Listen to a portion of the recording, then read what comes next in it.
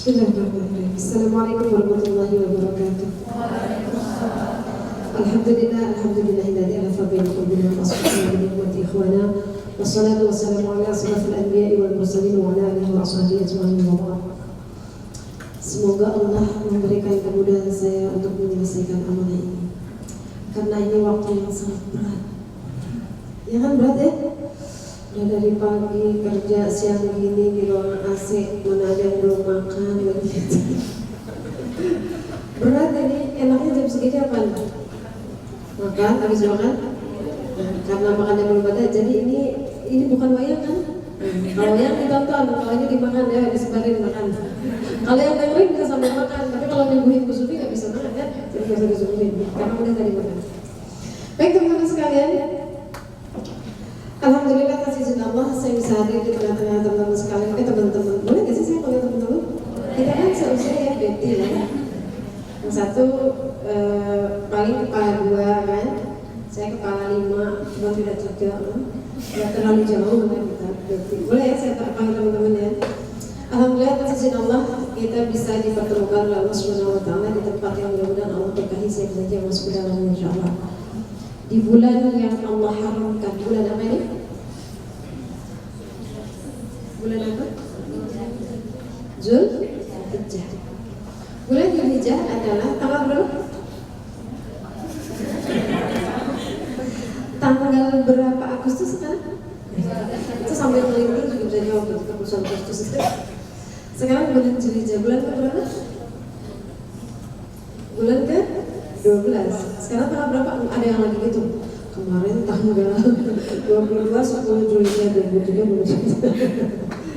Tanggal 19 bulan Zulhijjah. Teman-teman sekalian, kenapa kita harus tahu bulan Zulhijjah? Karena bulan Zulhijjah itu termasuk salah satu bulan yang oleh Allah Subhanahu Wa Taala dikhususkan di antara 12 bulan yang lainnya. Jadi di dalam Al-Quran Allah menyebutkan ada 4 bulan spesial. Ada yang tahu? Yang di situ Allah memberikan larangan tertentu, Allah memberikan ketentuan tertentu, Rasulullah SAW memberikan arahan tertentu di bulan itu. Itu ada 4 bulan. Ada yang tahu? Ada 12? Biasanya harus ada 15. Ada tuh bisa ngolang 12. Jadi kata Allah, di antara 12 bulan itu minha, kata Allah, di antara 12 bulan itu ada 4 bulan. Di dalam surat At-Taubah ayat 36.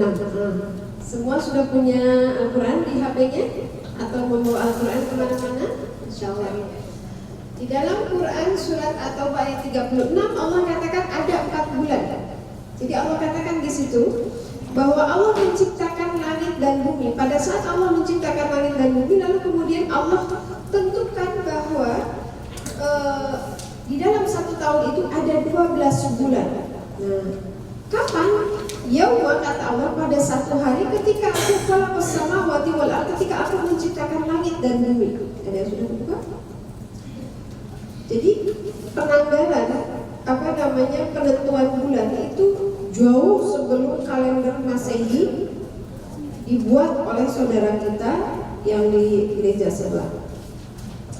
Inna 'iddata syuhur 'indallahi asna ashar. Sesungguhnya kata Allah, jumlah bulan di dalam 1 tahun itu ada 12. Fi kitabillahi yauma khalaqas samawati wal ardh, yang telah Allah tentukan fi kitab, di dalam kitab yang telah Allah tentukan, yauma, pada satu hari khalaqas samawati wal ardh, ketika Allah menciptakan langit dan bumi. Lalu kata Allah, minha, di antara 12 bulan itu arba'atun hurum, ada 4 bulan yang Allah haramkan. Ini haramkan bukan haramkan orang Sunda, orang Indonesia ya, diharamkan atas kalian, bukan.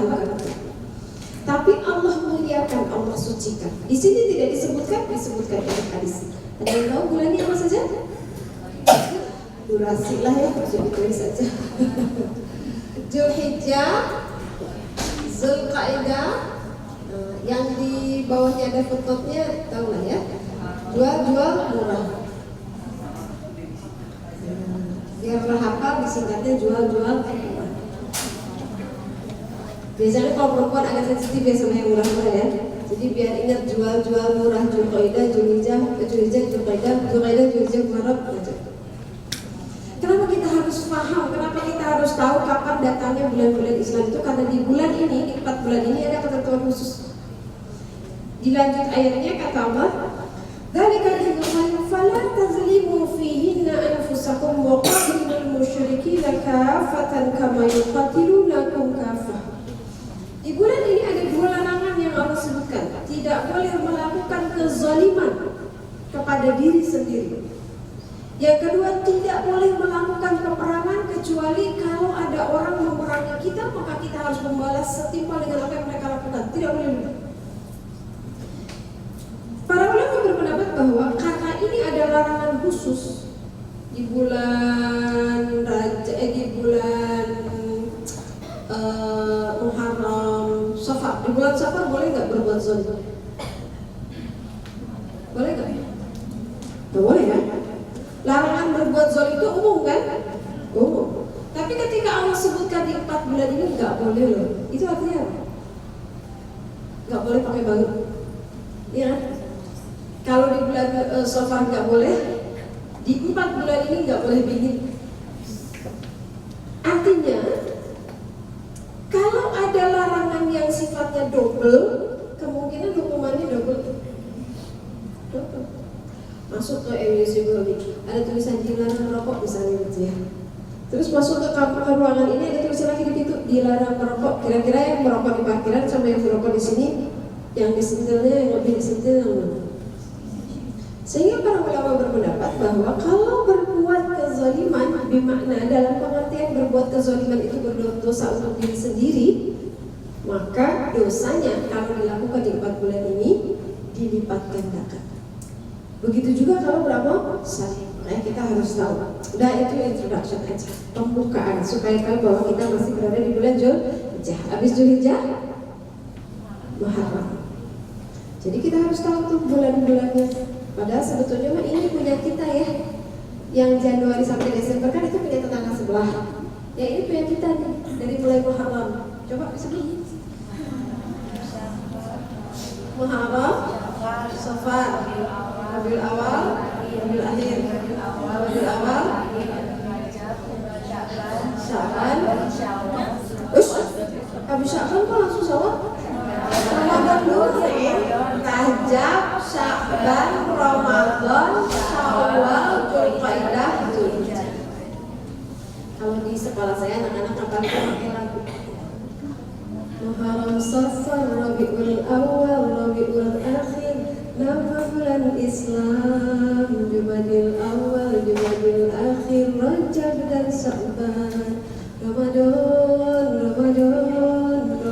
lalu Syawal, Dzulqa'dah dan Dzulhijjah, nama bulan Islam. Itu kata anak-anak saya. Jadi kalau neng-neng di sini kan pasti udah pada hafal ya, nggak usah pakai lagu. Kalau anak-anak TK kamu harus pakai lagu. Kalau neng-neng di sini udah hafal insya Allah di luar kepala. Cuma nggak tahu tuh luarnya sebelah mana. Insya Allah itu bagi identitas sederhana sebagai seorang Muslim kita mengetahui bulan-bulan Islam. Baik. Kemarin kita sudah melewati bulan Ramadan, bulan Syawal, bulan Dzulqa'dah, bulan Dzulhijjah. Syawal artinya apa sih? Ada yang tahu artinya Syawal? Ini kita mau bahas hijrah, itu titiknya itu dari Syawal. Syawal artinya apa? Artinya sudah berapa kali lewat bulan Syawal? Kalau honeymoon artinya apa honeymoon? Bahasa Inggris belum tahu. Syawal itu artinya meningkat. Itu secara bahasa. Syawal itu artinya naik. Syawal itu artinya bertambah. Ini maknanya Syawal. Kenapa ini ditempatkan setelah Ramadan? Karena kemudian diharapkan setelah Ramadan di Al-Quran itu kita ditulis la'allakum tattaqun, la'allakum tashkurun, la'allahum yarshudun. Setelah Ramadan, apa artinya Ramadan? Secara bahasa Ibu Sufi kok udah tahu lagi pusing, tanya-tanya lagi ya. Ramadan itu artinya secara bahasa dia membakar. Setelah kita membakar hawa nafsu kita membakar kemalasan kita membakar nafsu kita, diharapkan kemudian setelah itu kita naik. Maka hijrah itu titik awalnya dari Syawal. Ketika kita sudah dibakar semua keburukan kita, maka kemudian kita bangkit menjadi orang yang naik derajatnya di sisi Allah, bertambah kualitas ketakwaannya di sisi Allah, kemudian meningkat derajat di sisi Allah. Itu Syawal. Ada yang sudah melakukan monif? Bahasanya sama orang itu ya. Melakukan monif setelah Ramadan, menceklis kira-kira kita udah Syawal belum ya? Kira-kira apa yang menjadi tujuan Ramadan itu ada nggak? Itu awalnya dari sini, harus dari Syawal. Lalu kemudian mari kita lihat tadi yang dibacakan oleh siapa? Mau. Jadi nggak boleh nggak mau kalau ditawarin apa-apa ya, ditawarin apa-apa, disuruh apa-apa harus mau aja pokoknya. Keren ya. Jadi kalau diperintah apa-apa mau, bagus itu doa. Tadi yang dibaca yang tahu surat apa? Al-Hasyr ayat 18. Nah, saya mau ngajak teman-teman semuanya buka surat Al-Hasyr surat ke-59 ayat 18. Ngaji sama saya pun agak-agak ini ya, agak-agak sedikit gimana gitu. Mudah-mudahan tidak memuaskan.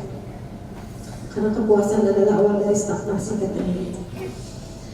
A'udzubillahi minasyaitonirrajim. Ini kita mau berbicara tentang bagaimana kita berubah menjadi lebih baik, bagaimana kita bisa berhijrah ilal jannah sampai kita bisa berada di surganya Allah Subhanahu wa taala. Kuncinya ada di beberapa surat. Ini saya sebetulnya tadi saya mau bahas soal kasus ayat 77, kemudian mau baca itu jadi terinspirasi yang mulia. Ya ayyuhalladzina amanu, kata Allah, wahai orang-orang beriman, ittaqullah.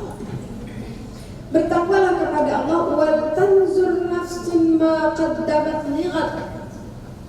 Hendaklah kamu, kata Allah, perintah pertamanya adalah beriman.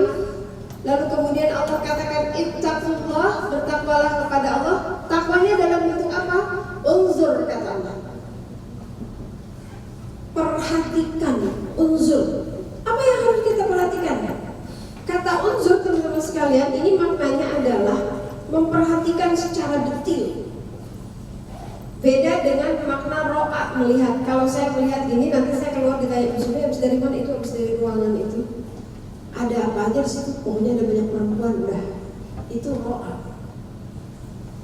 Tapi kalau saya dibilang ada berapa orang musuhi perempuannya, saya bisa jawab. Ada berapa orang yang pakai jilbab warna kuning, warna merah, warna hitam. Terus ada yang pakai kacamata, berapa orang yang duduk di kursi ini, berapa orang yang duduk. Nah itu unzur. Jadi detail banget ininya, mengetahuinya tuh detail banget. Nah yang diperintahkan oleh Allah itu ketika Allah memerintahkan ittaqullah wal tanzur nafsun, maka hendaklah setiap diri itu untuk unzur, untuk memperhatikan secara detail. Apa yang harus diperhatikan secara detail? Allah katakan di sini ma qaddamat lighad. Apa yang harus diperhatikan? Segala sesuatu. Teman-teman sekalian, mak di dalam bahasa Arab ini maknanya bisa macam-macam. Kategori bahasa Arab saya itu kurang lebih ada 18 arti. Kadang-kadang berarti tidak, kadang-kadang berarti apakah, kadang-kadang berarti siapakah, kadang-kadang berarti tidakkah, kadang-kadang berarti segala sesuatu, macam-macam. Tapi di ayat ini, mak di sini maknanya adalah segala sesuatu. Hendaklah kita mempersiapkan segala sesuatu itu maqaddamat, segala sesuatu yang qaddam, yang terdahulu, yaitu yang ada di dunia, lighad, untuk besok. Apa makna besok di situ? Akhirat. Itu maknanya. Jadi yang Allah perintahkan itu bukan cuma fi akhiratin. Fi akhiratin itu apa ya? Di sini ada ngomong Sunda, ngerti kan? Kalau saya bilang fi akhiratin, ngerti kan? Apa sih? Segala sesuatu yang potensial untuk bekal akhirat. Itu bahasa Sundana fi akhiratin. gitu, catat. Sebetulnya nanti dapat menantu mertua orang Bogor gitu ya, orang Sunda bisa tahu bahasa Sunda keren. Semuanya kata Allah, semuanya harus menjadi bekal akhirat. Semuanya ini kemudian Allah perkuat di surat Al-Qasas ayat 77. Ketika Allah katakan, hendaklah kita wabtaghi fi ma atakallah. Maknya di surat apa? Al-Qasas ayat 77. Allah katakan yang dimaksud dengan ma ini adalah atakallah, yang Allah berikan kepada kalian. Semuanya. Apa sih yang Allah diberikan kepada kita? Cantiknya kita, sehatnya kita, ilmunya kita, usianya kita, orang tua, suami, anak, pekerjaan, kendaraan, semuanya. Kadang sakitnya, kadang dicopetnya, kadang jatuhnya, kadang ruginya, semuanya pemberian Allah. Kata Allah, ibtigha. Udah ada yang buka surat Al-Qasas ayat 77? Perhatikan di ayat itu Allah menyebutkan wabtaghi fima atakallah. Ibtigha itu maknanya nak. Ibtigha itu mulungan, mulungan apa? Mulungan apa ya? Mengutin. Kalau dilihat di terjemahan ibtigha itu surat Al-Qasas ayat 77, wabtaghi fima atakallah darul akhirah. Ambillah, deh terjemahannya kalau tidak salah. Ambillah, tapi yang namanya ambil dengan kata ibtigha itu maksudnya adalah mengambil dengan sedetail-detailnya. Jadi kalau misalnya, Bu Sufi silakan gorengannya diambil ya gitu. Ini kenapa sih nggak dibetulin? Saya tahu nanti ini soalnya bukan wanginya kan gue. Jadi aku nggak panas. Bu Sufi diambil ya gorengannya. Lalu saya ambil tuh gorengannya. Tapi Dwi ngambil gorengannya bukan cuma gorengan yang besar. Remah-remahnya dia pelutin, cabai rawitnya dia ambil semua sampai legis, legis sampai bersih itu piring. Nah itu namanya ibtigha. Jadi kita mengambil sesuatu yang segala macam Allah berikan kepada kita, harus kita ambil sehingga sesuatu itu potensial untuk akhirat kita. Dari mana saja? Dari segala sesuatu yang Allah berikan kepada kita. Ketika kita gadis harus di akhirat dulu. Nanti yang saya ngomong ke akhirat ya, nanti gak? Nanti gak? Di belakang nanti gak? Kedengeran gak Bu Subi di belakang? Enggak, nanti kedengeran. Lajangnya kita harus jadi bekal akhirat kita. Nikahnya kita harus jadi bekal akhirat kita. Punya anak, gak punya anak jadi bekal akhirat kita. Sehat atau sakit jadi bekal akhirat kita. Punya kerjaan atau gak punya kerjaan jadi akhirat kita. Untung atau buntung usaha jadi akhirat kita. Semuanya. Fima atakallah kata Allah, segala sesuatu harus jadi ad-darul akhirah. Boleh sharing? Kira-kira gimana caranya supaya segala sesuatu itu jadi darul akhirah kita? Jadi pibekelen, ada pibekelen ini di Jakarta yang bukan pibekelen. Biar bisa jadi bekal pulang ke akhirat kita, gimana caranya? Siapa di sini yang yakin bahwa berapa jam di sini saya kerja? 9 jam. Ini 8 jam harusnya mau tenaga kerjaan. Ya, istirahat 1 jam ya, tidak gitu. 8 jam bekerja. Siapa yang bisa jamin bahwa 8 jam itu nanti di akhirat teman-teman bisa lihat catatan itu di catatan Allah? Coba. 8 jam kali 5 kali berapa tahun? Kita udah berapa tahun? Lebih dari 10 tahun. Sok dikaliin tuh berapa jam? Siapa yang jamin bahwa sebanyak itu nanti di akhirat begitu kita buka catatan jreng gitu ada bekalnya? Ada yang bisa jamin?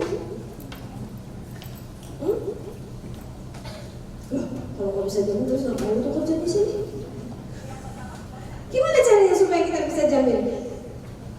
Kata Rasulullah, nanti di akhirat itu ada dua orang, ada dua golongan yang terkaget-kaget di yaumil akhir. Yang pertama adalah golongan orang yang begitu melihat catatan amal, loh kok catatan amal saya pada nggak ada?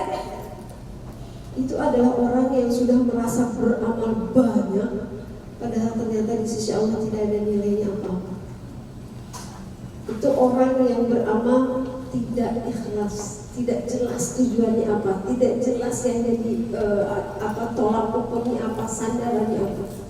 Ada juga yang kedua adalah golongan orang yang kaget karena begitu melihat catatan amal, wow banyak banget, perasaan saya nggak sebanyak ini dia berbuat amal gitu. Kira-kira mau yang mana? Maunya sih yang kedua ya. Siapa yang mau yang pertama? Udah capek gitu begitu melihat amal, kok nggak ada. Gimana caranya supaya semua pemberian Allah itu nanti begitu kita melihat catatan kita, wah ternyata saya kerja tuh pahalanya banyak. Ternyata ketika saya duduk sekian jam di depan komputer tuh ada catatan amalnya. Ternyata ketika saya jujur jadi akuntan pajak tuh nggak ngebohongin, nggak mengotak-atik angka pajak perusahaan siapa. Oh ternyata ini pahalanya segini. Oh waktu itu saya nolak suapan perusahaan itu tuh pahalanya segini. Oh waktu itu tuh saya memberikan nasihat itu tuh pahalanya segini. Jaminannya adalah ketika hijrah itu yang menentukannya adalah niat. Siapa yang hafal hadisnya? Hafal ya? Al-Wafi kan udah hatam di sini ya? Udah hatam semua kan Al-Wafi? Udah, saya dapat bocoran. Berarti hadis pertama hafal. Hafal apa kan?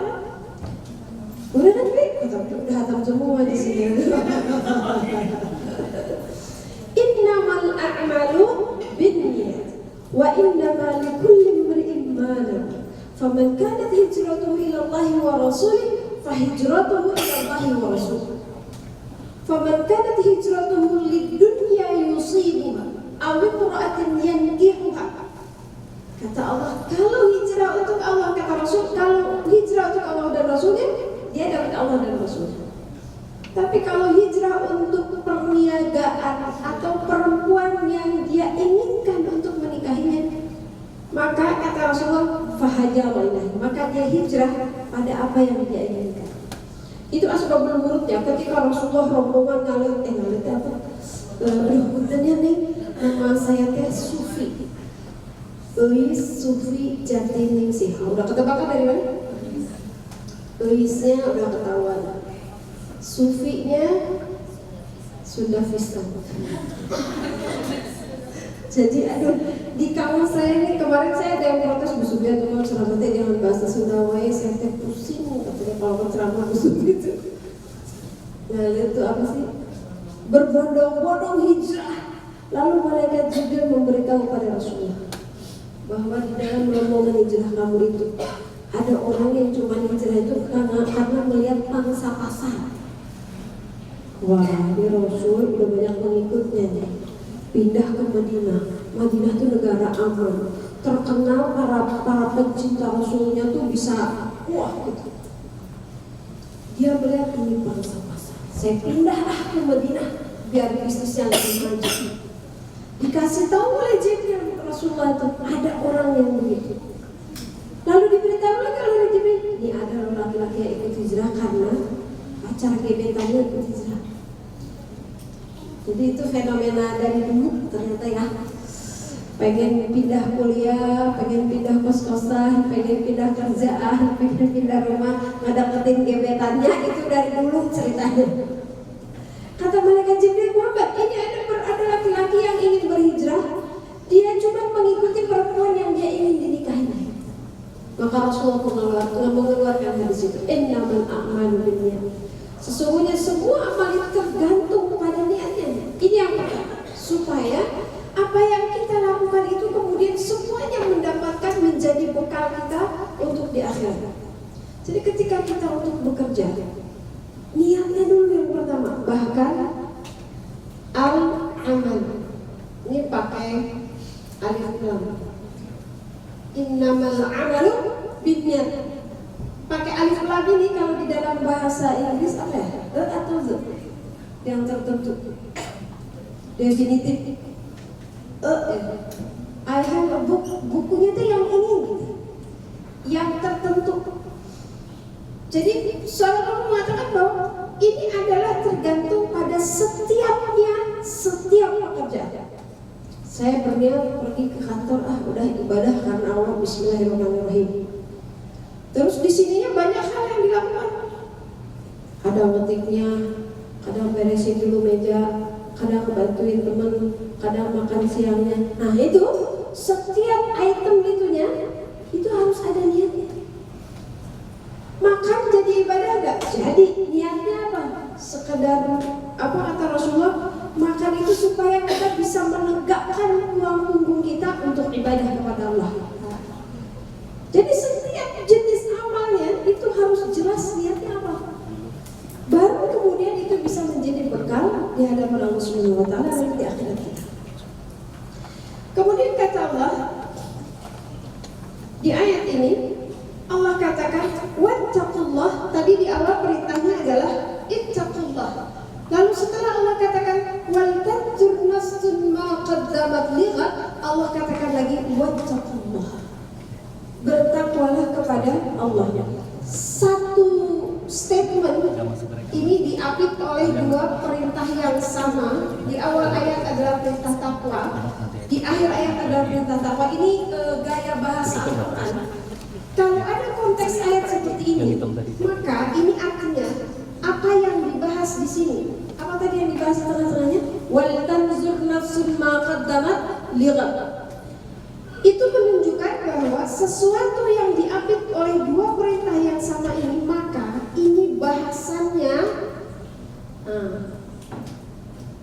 yang dibahas di sini itu menentukan apakah kita bisa takwa atau enggak di sisi Allah. Itu ditentukan oleh di sini. Ini yang disebutkan di tengah-tengah. Itu kaidah Balaghah itu apa ya? Gaya bahasa. Wa bataghi fi ma ataqallahu darul akhirah. Semuanya harus jadi bekal akhirat kita. Kita sharing di sini, sampai di sini kita bisa sharing. Kira-kira teman-teman bagaimana caranya supaya setiap pekerjaan kita, setiap amal kita menjadi bekal akhirat. Biar saya bisa minum, jadi teman-teman yang bicara. Oke? Oh ada.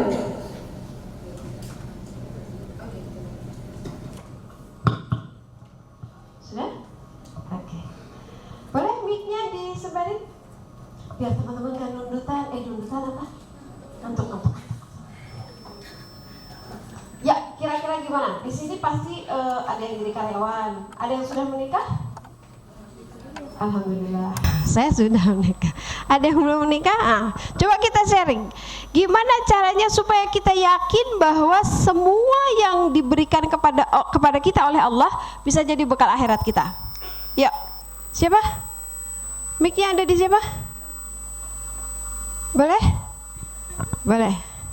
Ayo. Sebelum saya bahas ayat berikutnya. Siapa? Nanti ada hadiah deh 1 juta ucapan terima kasih. Ayo.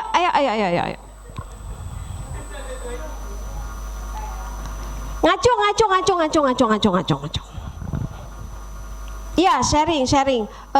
Misalnya Neng bilang, kalau saya Bu ya, kalau di perjalanan supaya macet saya jadi bekal akhirat saya teh suka zikir sebanyak-banyaknya. Cakep dah. Misal itu contoh. Ayo disebarin itu ya. Kenapa jadi pada tegang gini? Biasa aja. Tidak akan mempengaruhi kondisi kerja di MUC. Betul Bu? Ayo Neng, ayo cepet. Oh tunjuk, boleh. Oh gitu ya. Tawadu ya semuanya. Sama Bu Sufi juga tawadu. Tara mawa duit. Ya Allah, nggak mau. Ayo. Alhamdulillah.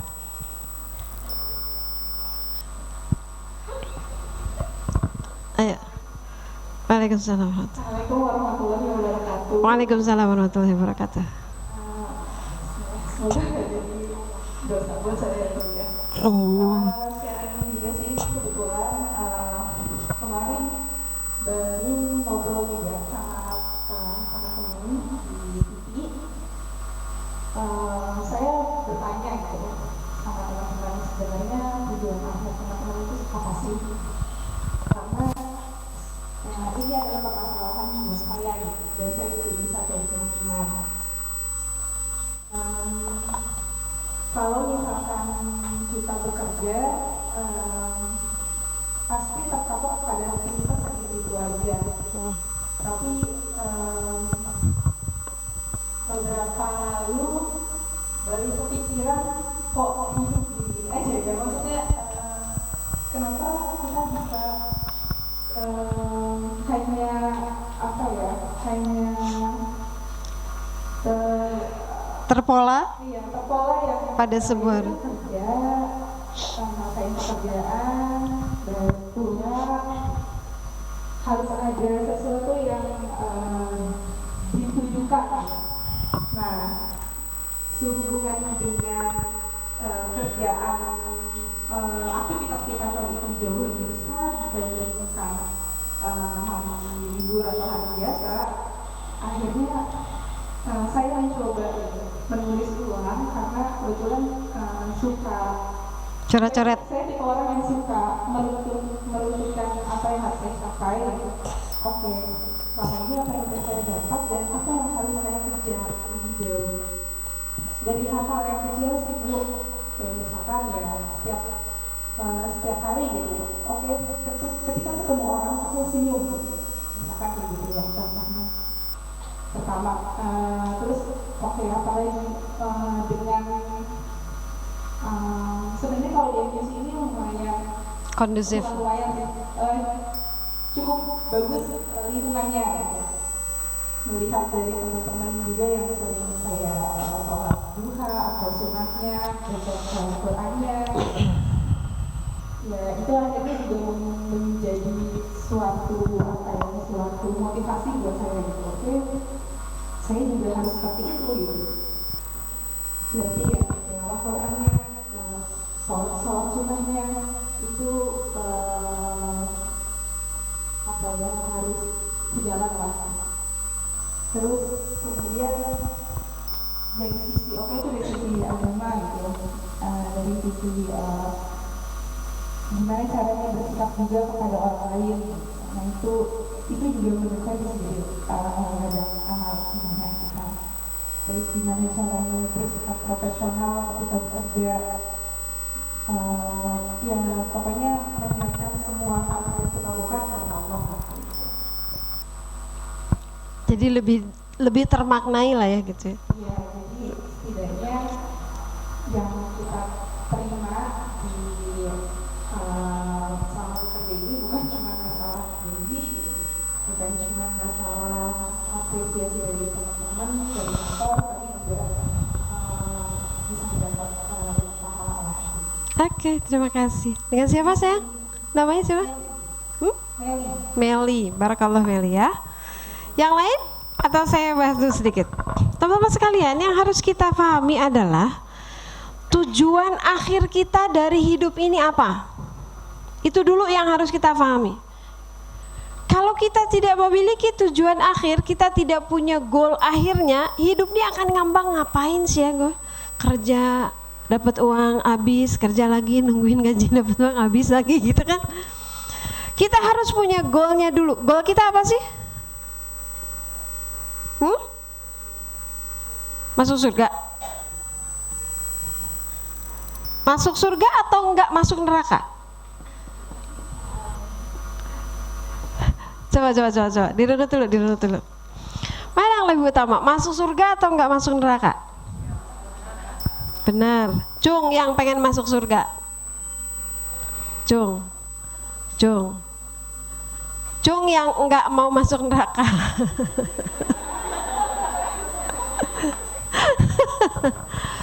Beda loh, bener. Beda. Kalau masuk surga ada dua kemungkinan. Masuk neraka dulu. Betul kan? Tapi kalau enggak masuk neraka, itu artinya Pasti di surga. Jadi mau masuk neraka atau tidak masuk, mau masuk surga atau tidak masuk neraka? Buktinya apa?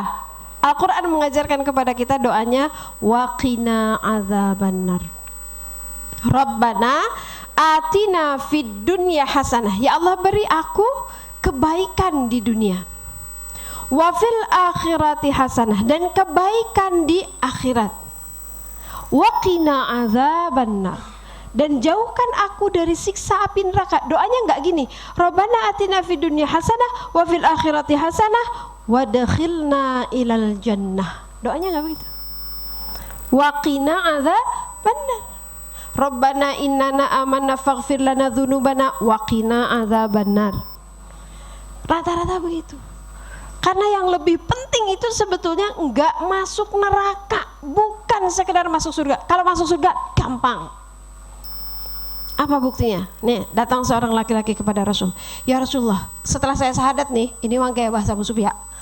Setelah saya baca syahadat nih, abis ini saya sholat 5 waktu, terus puasa Ramadan, terus saya zakat tuh 2,5%, zakat fitrah doang misalnya gitu. Terus saya haji, masuk surga enggak? Masuk, kata Rasul. Seorang perempuan datang kepada Rasul, ya Rasulullah, saya ini seorang istri, saya sholat 5 waktu, saya saum Ramadan, saya taat sama suami, masuk surga enggak? Masuk, kata Rasul. Gampang banget tuh, gampang banget. Persoalannya adalah kita mampir dulu ke neraka apa enggak? Itu yang jadi soal.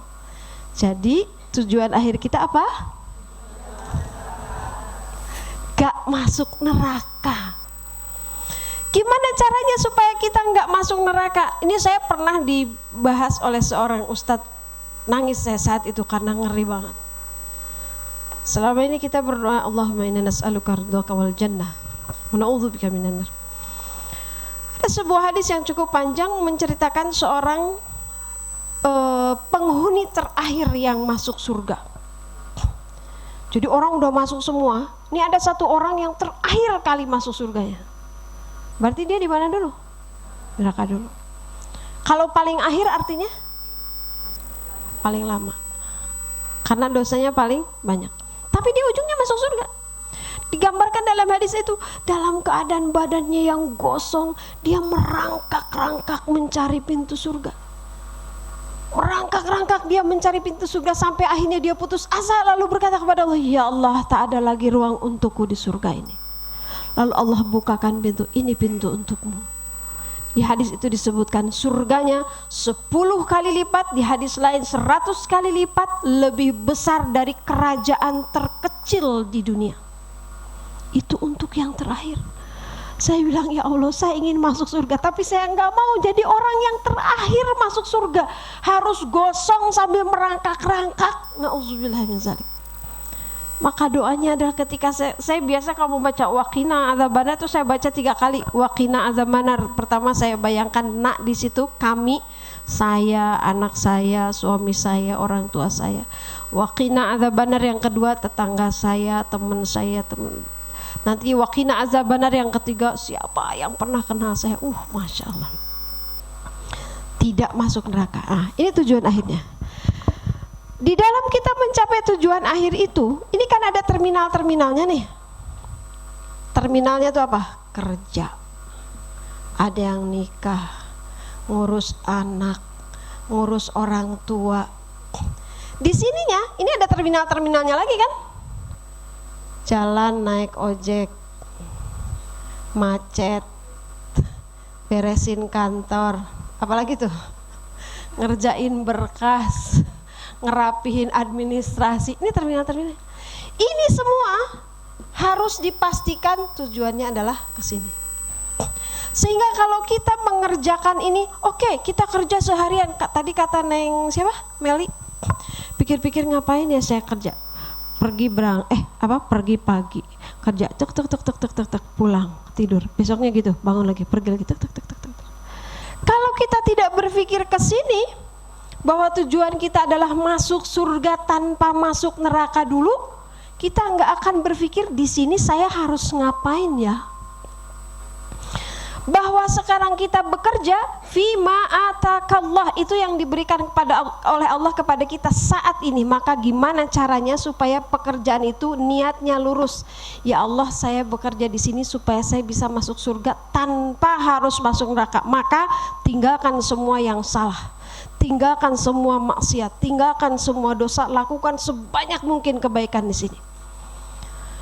Biasakan mengambil sesuatu yang besar dari perkara yang kecil. Ya, nanti ada di buku saya insya Allah. Yes, promosi. Yang mau pesan boleh. Judulnya Hikmah Terserak edisi revisi. Jadi saya senang melakukan hal-hal yang kecil, tapi boleh jadi itu besar di sisi Allah. Bayangkan kalau lagi dikerjain komputer, itu di dalam Al-Quran Allah sebutkan salah satu ciri orang bertakwa itu adalah orang yang bertasbih dari pagi sampai sore. Ada yang bisa? Yusabbihuna lahu bil ghuduwi wal asal. Bertasbih dari pagi sampai sore. Ada yang bisa? Tapi kan saya kerja Bu Sufi, tapi kan saya gini. Semuanya menjadi tasbih. Ketika kita dalam mengerjakan itu selalu merasa dilihat oleh Allah, selalu merasa melihat Allah. Ahsin, istilahnya? Ihsan itu anta'budallaha ka'annaka tarah fa illam takun tarah fa innahu yaraka. Ihsan itu merasa dilihat oleh Allah. Kalaupun kamu enggak ngelihat Allah, kata Rasulullah, ketahuilah bahwa sesungguhnya Allah selalu melihat kamu. Maka ketika kita lagi ngerjain apa, kayaknya ini bukan ibadah deh Bu Sufi, ngerjain akuntansi, ngerjain pemeriksaan ini. Ketika niat kita ibadah, maka itu jadi ibadah. Tidur kita berapa jam? 6 jam, ada yang 8 jam. Gimana caranya yang 8 jam itu menjadi ibadah? Kata Rasul, awali dengan wudu. Kebutin bahasa Indonesia, dikebasin dulu kasurnya. Baca apa? A'udzu bikalimatillahi tammati min syarri ma khalaq. Karena khawatir ada yang tidur duluan di sana, kagak kelihatan sama kita. Nah, ini gadis-gadis hati-hati. Gimana caranya supaya tidur itu jadi ibadah? Begitu kita baca Al-Fatihah, Al-Ikhlas, Al-Falaq, An-Nas, ayat kursi, Al-Kafirun. Dah. Ketika kita tidur 8 jam itu, maka nanti di catatan amal kita 8 jam itu kita berzikir kepada Allah. Masya Allah. Yusabbihu lahu bil ghuduwi wal asal, itu kita bertasbih dari pagi sampai sore. Semua pekerjaan kita itu iramanya irama tasbih, yakin. Coba apa yang teman-teman lakukan? Jalan. Ada yang jalan kaki ke kantornya? Kepikir enggak? Itu sekian langkah kaki, itu sekian langkah tasbih. Subhanallah, subhanallah, subhanallah, subhanallah. Apalagi yang teman-teman lakukan? Nulis subhanallah, subhanallah, subhanallah. Bisa. Cuman masalahnya frekuensi kita kadang-kadang ada off-nya sama Allah tuh. Jadi teman-teman sekalian, isi semua ini. Dan ini kuncinya apa? Ilmu. Supaya apa yang kita lakukan itu menjadi ibadah. Nanti nikah, orang yang nikah juga sama.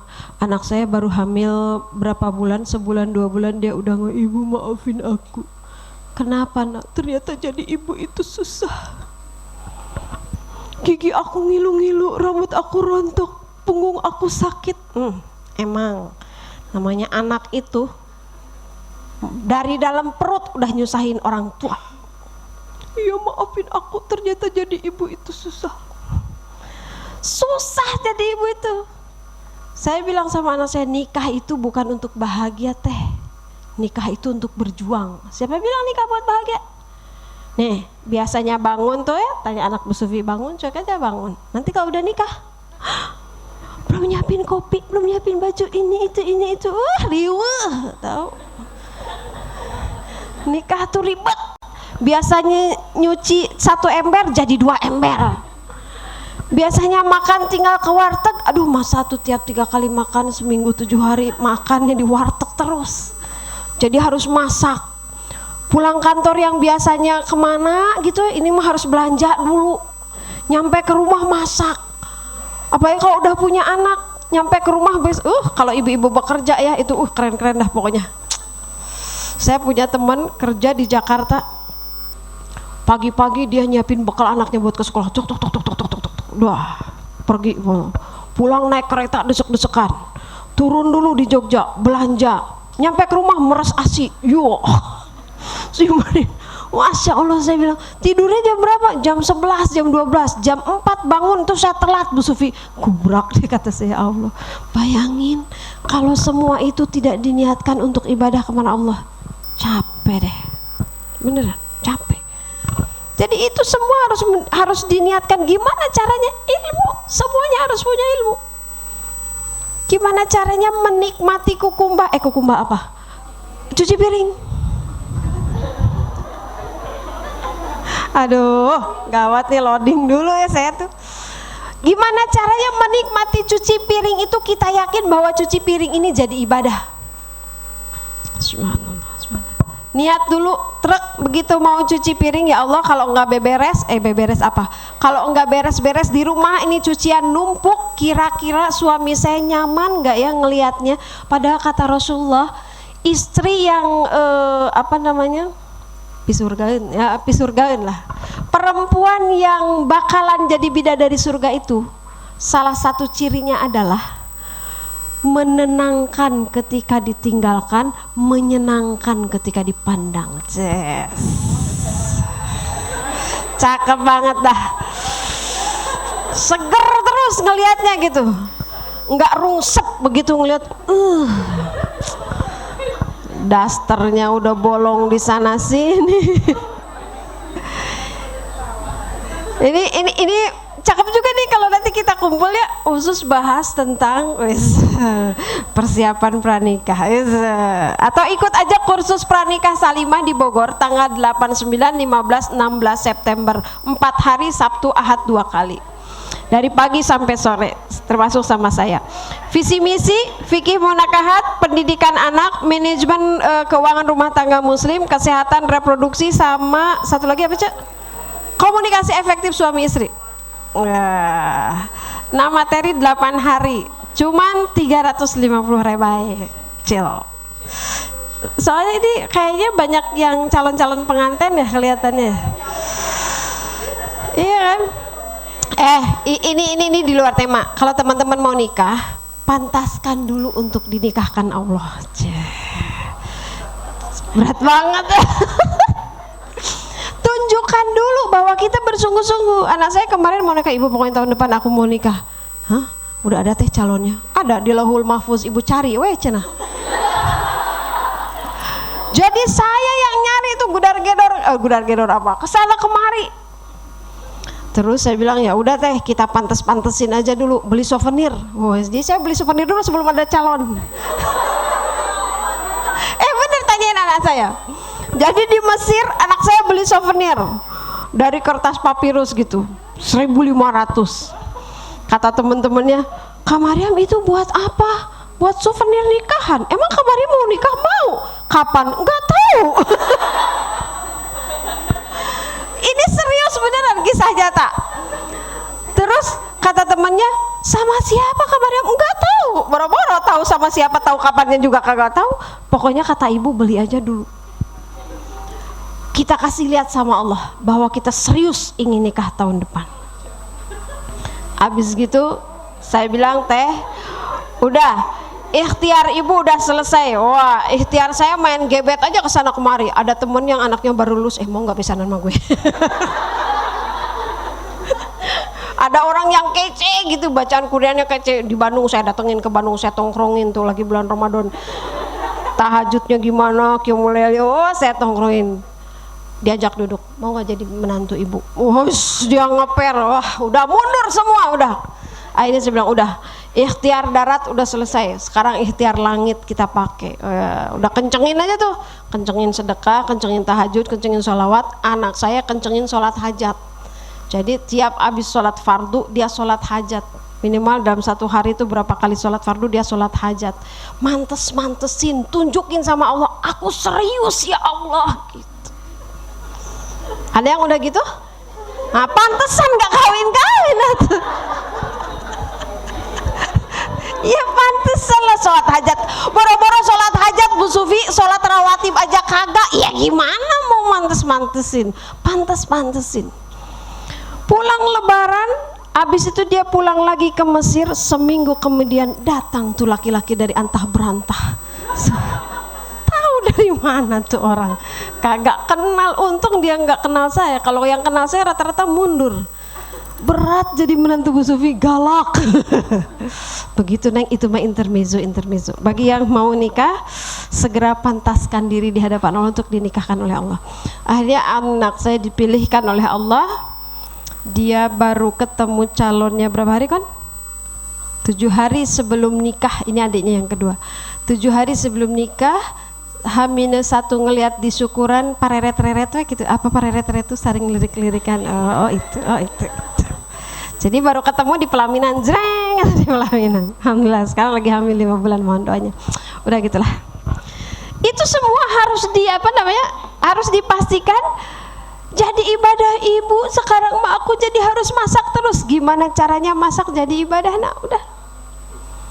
Ibu ternyata aku tuh punya suami luar biasa banget. Kotor sedikit aja bajunya harus dicuci lagi. Pahala anak. Ibu ternyata aku tuh harus beradaptasi luar biasa. Ternyata kerasakan nikah itu nggak bahagia otomatis. Hari kedua dia udah cari nak-nak teh berkaca-kaca. Kenapa teh? Sia marah. Kenapa Ndik marah? Saya nggak marah. Nggak marah. Orang Sulawesi suaminya.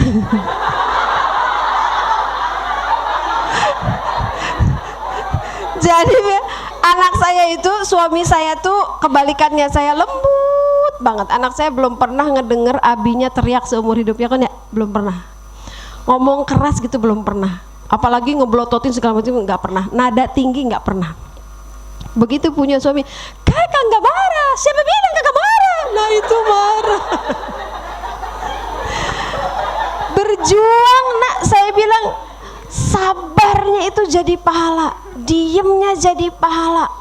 Itu kalau nggak punya ilmu, yang sekarang nikah apa ya, saya mau ngomong bahasa Sunda tapi pasti kalian nggak ngerti. Epes merah kan, nggak ngerti kan? Epes merah apa? Ya lemah gitu, apa baru ribut sedikit udah nggak ada kecocokan, cerai. Info selebritis banget. Tapi kalau kita punya ilmu, di situ jihadnya, di situ surganya. Jangankan begitu, laki-laki yang kan kita teh nanti kalau menikah tuh ya, saya jamin yang kalian nikahin tuh bukan malaikat, ya kan? Dan saya jamin kalian tuh nggak tiba-tiba jadi bidadari begitu jadi nikah tuh kan. Pasti ada banyak salahnya, ada banyak kekurangannya. Tapi kalau kita tidak mempunyai kesiapan untuk berlapang dada, gimana sih Rasul ketika begini? Gimana sih Rasul ketika kecewa kepada istrinya? Pernah gitu? Pernah. Rasul pernah kecewa sama istrinya karena istrinya satu kali minta rampasan perang. Jadi ketika Rasulullah perang, dapat rampasannya tuh fa'i itu rampasan perang tanpa peperangan. Nah kalau begitu itu gonimahnya, rampasan perang, terserah Rasul mau digimanain. Kalau dengan peperangan kemudian menang dapat rampasan, itu harus dibagiin ke prajurit. Kalau tanpa peperangan terserah Rasul mau digimanain. Istrinya pada minta. Ini datang ke Aisyah bilangin dong sama Rasul, kita juga pengen dong bagian dari fa'i, itulah kurang lebih ya terjemahannya. Rasul diam kaget. Ternyata istri gue perempuan juga. Normal, maksudnya pengen perhiasan, pengen ada pembantu, pengen ada yang meringankan pekerjaan.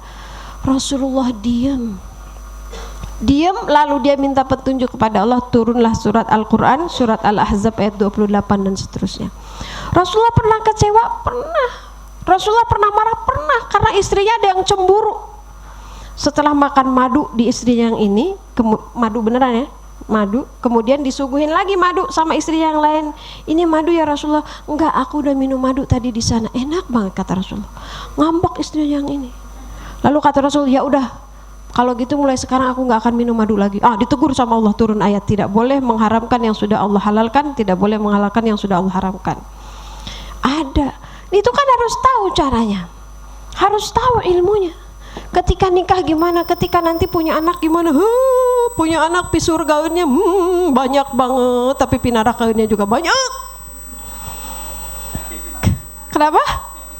Iya loh.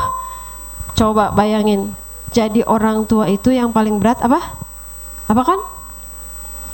Jadi orang tua itu yang paling berat adalah tetap ridho walaupun sakit hati. Itu berat banget. Kenapa? Karena kalau orang tua saat itu dia sakit hati, celakalah anaknya. Ada nggak orang tua yang mau anaknya celaka? Tapi kan orang tua juga manusia biasa. Ada sakit hatinya. Ya Allah, tuh anak gua perjelin dari perut ya, perjelin itu apa? Brojolin dari perut gitu, bertarung nyawa. Kemudian diasuh, digendong, udah gede, berasa gede sendiri. Iya kan, kalau udah gede tuh berasa gue gitu loh. Nggak inget kan waktu kecilnya, waktu brojolnya, waktu ditimang-timangnya kayak gimana. Kemudian menentang orang tua, durhaka kepada orang tua. Tapi kalau orang tua sayang sama anak, dia tuh harus ikhlas aja. Gak boleh hatinya tuh tergores, gak boleh satu goresan orang tua, celaka tuh anak.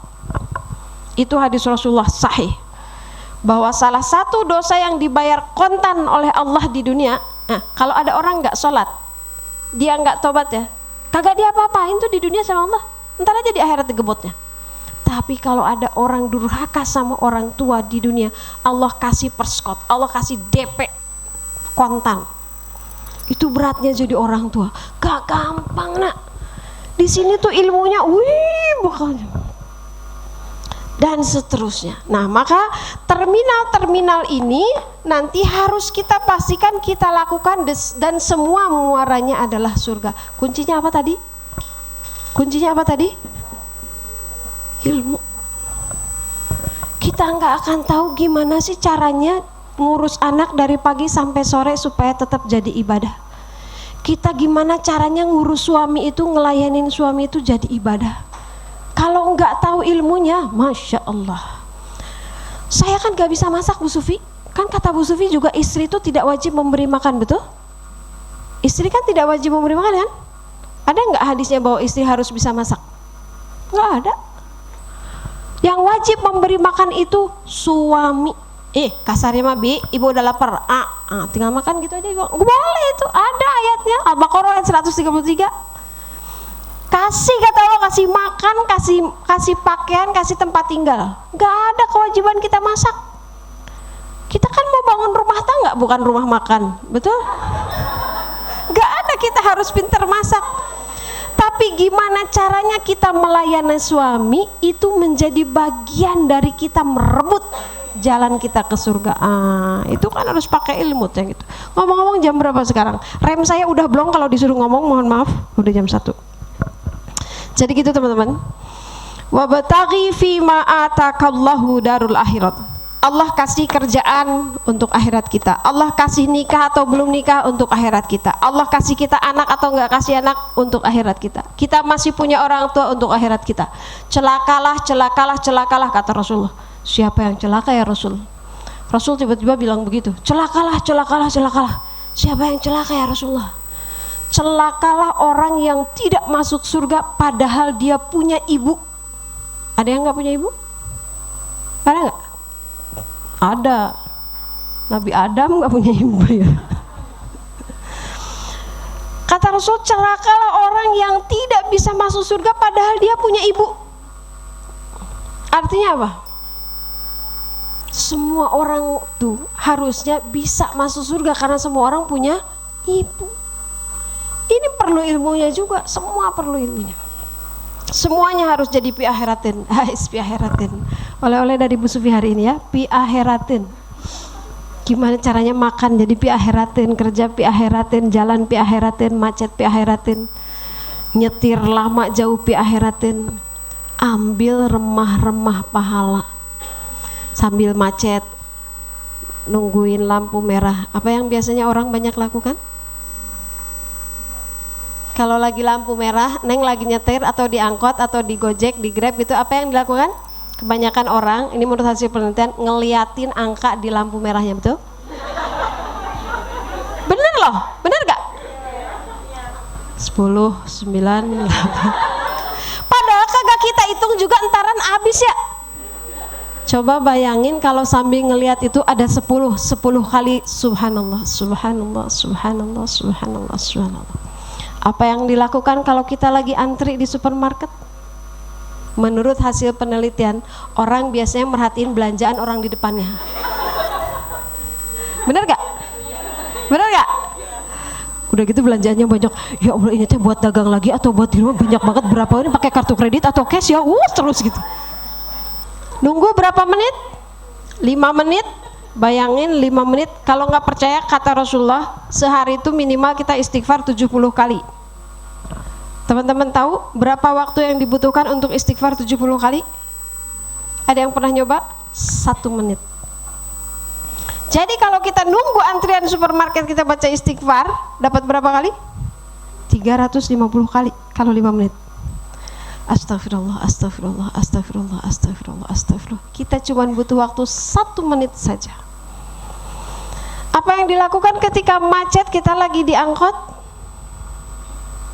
Apa yang dilakukan? Kita melemparkan pandangan keluar. Tapi ente deng ayeuna mah pasti ngaluarkeun HP.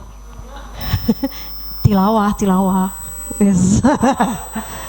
Kalau ngelemparin pandangan keluar, bersedekahlah. Bersedekahlah. Teman-teman, kalau sepanjang perjalanan nggak bisa naburin uang, bersedekah dengan apa? Dengan mendoakan orang-orang yang dilihat oleh kita. Ini ajaran saya ke anak-anak tuh. Kalau di perjalanan ngelihat yang gerobak, ya Allah kasihan banget. Itu sama dengan Konita ngasih judul ke ibu. Makanya tuh kita tuh harus bersyukur. Ayo didoain gitu. Lihat yang lagi ngadodorong motor kempes, ya Allah, Allahumma sholli ala Muhammad, ya Allah berikan kesabaran orang itu dan segera pertemukan dengan bengkel. Kira-kira dapat pahala gak? Terus doa itu makbul gak kira-kira? Makbul, insya Allah, karena kata Rasulullah salah satu doa yang makbul itu yang tidak diketahui oleh orang yang berdoa, orang-orang yang didoakannya. Kira-kira teman-teman mau buka kaca gak? Pak, barusan saya doain loh Pak gitu.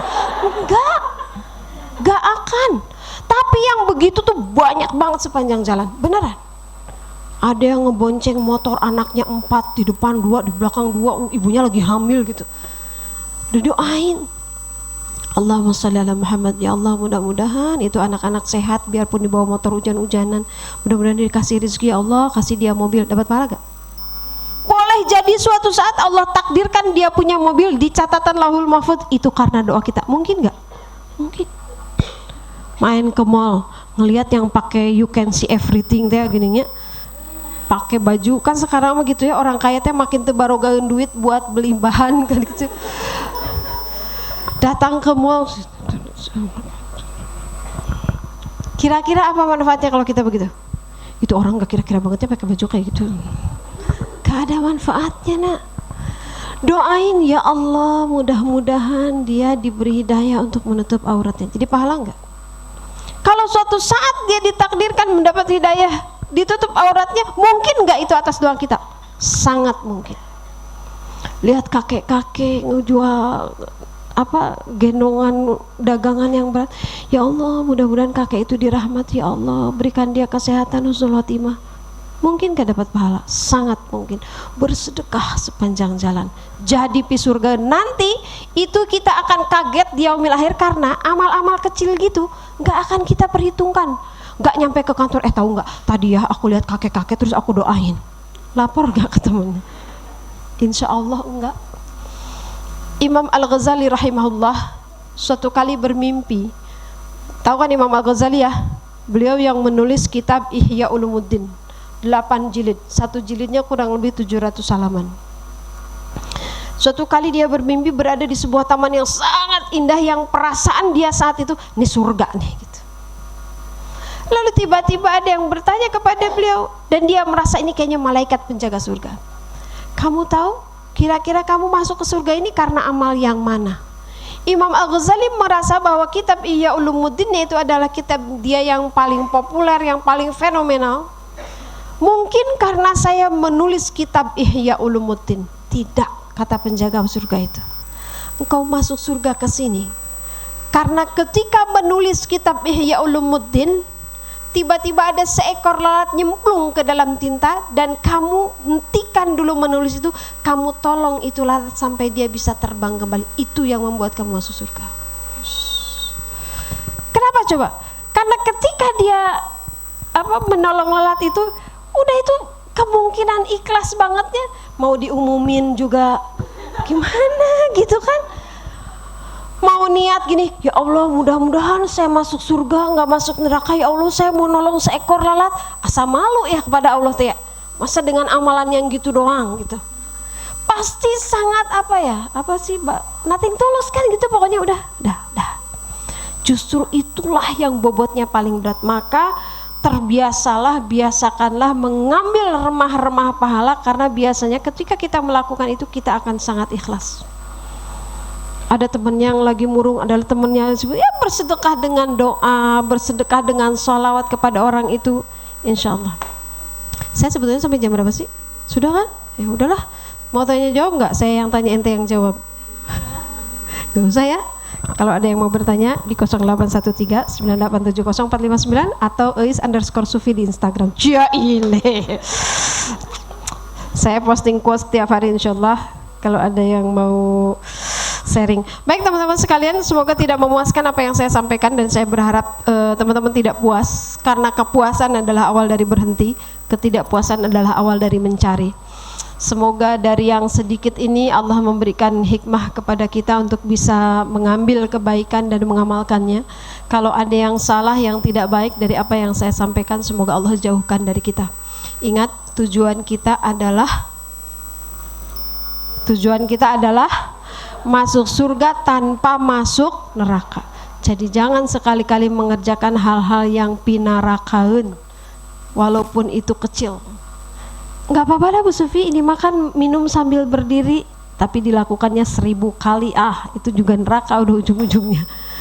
Baik teman-teman sekalian, kita berharap kepada Allah hidayah supaya ilmu ini bermanfaat di sisi Allah, bisa menambah kedekatan kita kepada Allah dan kepada jalan surga, dan bisa menjauhkan kita dari jalan neraka insyaallah. Wa'afu minkum. Assalamualaikum warahmatullahi wabarakatuh.